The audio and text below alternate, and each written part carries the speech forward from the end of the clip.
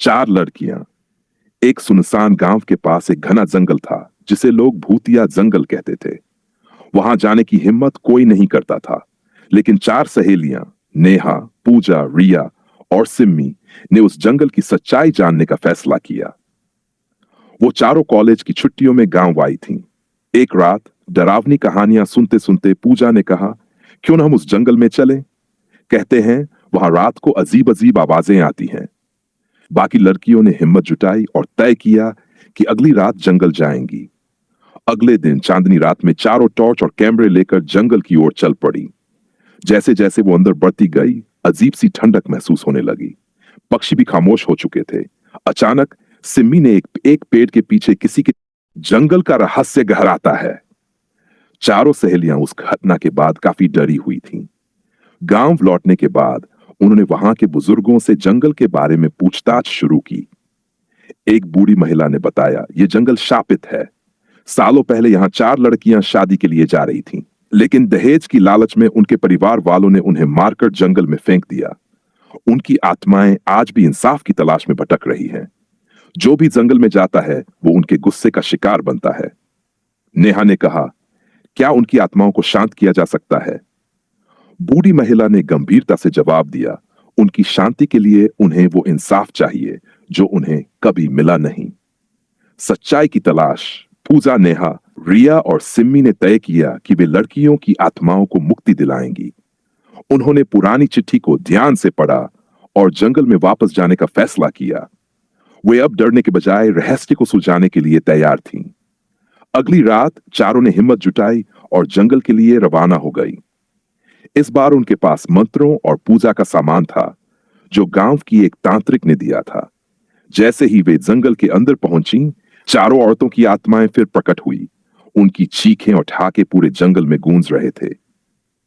आत्माओं का क्रोध। भूतों ने गुस्से में कहा, तुम फिर क्यों आई हो? क्या तुम्हें अपनी जान की परवाह नहीं? नेहा ने कांपती आवाज में कहा, हम आपकी मदद करने आए हैं।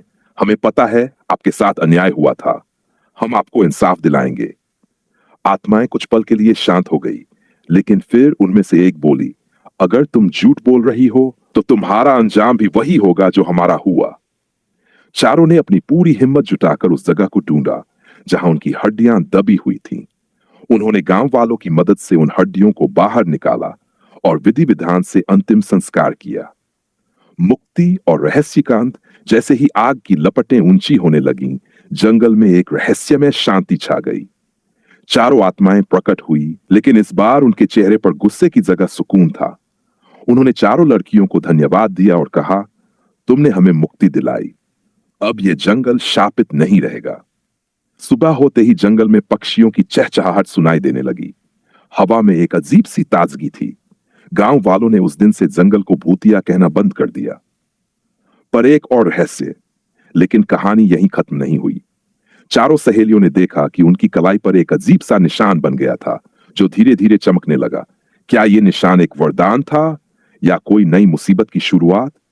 यह राज शायद अब उनकी अगली कहानी में खुल पाएगा। निशान का रहस्य। चारों सहेलियां जंगल से लौटने के बाद भी बेचैन थीं। उनकी कलाई पर बने चमकते निशान ने उन्हें रातों की नींद छीन ली थी। जब भी वे एक दूसरे के पास होती, निशान और तेज चमकने लगता। नेहा ने सुझाव दिया, हमें किसी विद्वान या तांत्रिक से इसके बारे में पूछना चाहिए। अगले दिन वे गांव के एक पुराने तांत्रिक के पास गईं। उसने निशान को देखते ही गंभीर आवाज में कहा, यह कोई साधारण निशान नहीं है। ये उन आत्माओं का आशीर्वाद है, लेकिन इसके साथ एक जिम्मेदारी भी आई है। अब तुम चारों इस जंगल की रक्षक बन चुकी हो। कोई भी बुरी आत्मा या दुष्ट शक्ति इस जंगल में प्रवेश करने की कोशिश करेगी तो इसे रोकने का दायित्व तुम्हारा होगा। यह सुनकर चारों सहेलियां हैरान रह गई। उन्होंने एक दूसरे की ओर देखा।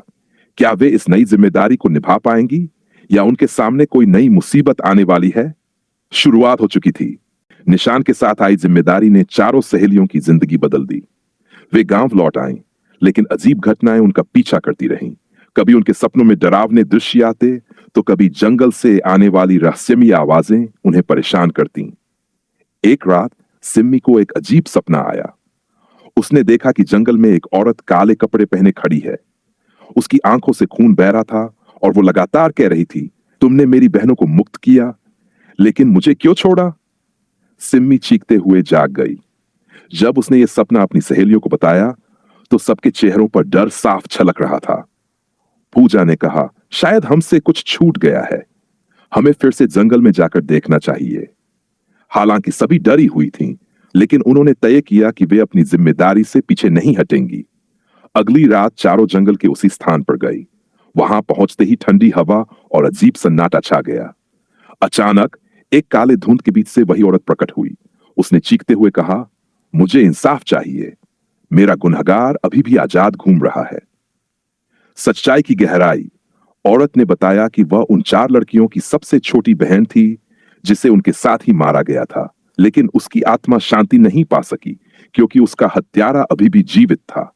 उसने चारों सहेलियों को उस व्यक्ति का नाम बताया और उन्हें उसकी पहचान उजागर करने को कहा। यह सुनते ही चारों सहेलियां उस गुनहगार को ढूंढने की कसम खा बैठीं। पर यह सफर इतना आसान नहीं था। क्या वे गुनहगार को ढूंढकर उसे सजा दिला पाएंगी या इस बार उन्हें अपनी जान की कुर्बानी देनी होगी? गुनहगार का पता। चारों सहेलियां उस औरत की आत्मा द्वारा बताए गए नाम को लेकर गांव लौट आईं। वह नाम एक पुराने जमाने के जमींदार के परिवार का था जिसका वंश अब खत्म हो चुका था।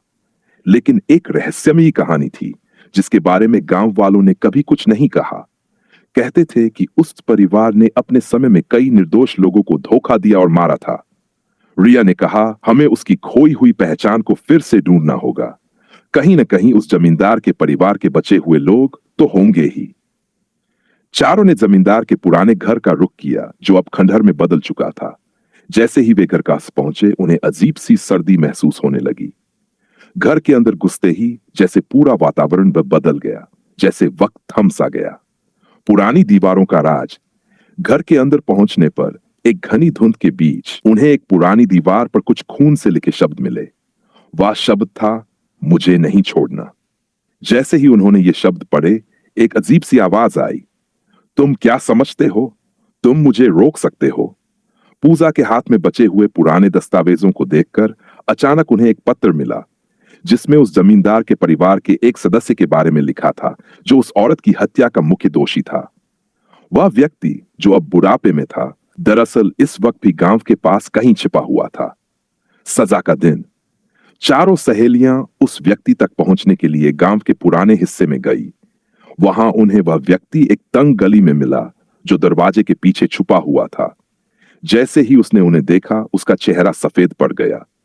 वह घबराया हुआ बोला, तुम लोग यहां क्यों आए हो? मुझे छोड़ दो। लेकिन लड़कियों ने कहा, तुमने उन लड़कियों के साथ जो किया अब उसका हिसाब चुकता होगा। नेहा ने तांत्रिक के दिए हुए मंत्र पढ़े और अचानक उस व्यक्ति की आंखों में भय साफ दिखने लगा। वह बोला, मुझे माफ कर दो, मुझे वो सब करने के लिए मजबूर किया गया था।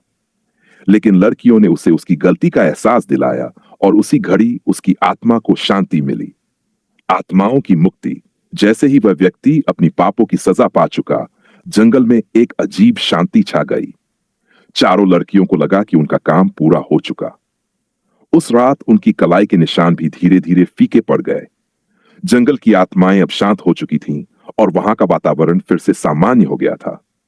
लेकिन चारों लड़कियां ये नहीं जानती थीं कि इस अदृश्य दुनिया से उनका जुड़ाव अब खत्म नहीं हुआ था। शायद अगला कदम उनसे कुछ और पूछे, लेकिन फिलहाल वे जानती थीं कि आज के बाद वह जंगल पहले जैसा नहीं रहेगा। और कहानी यहीं पर जंगल का राज हमेशा के लिए उनकी यादों में रहेगा।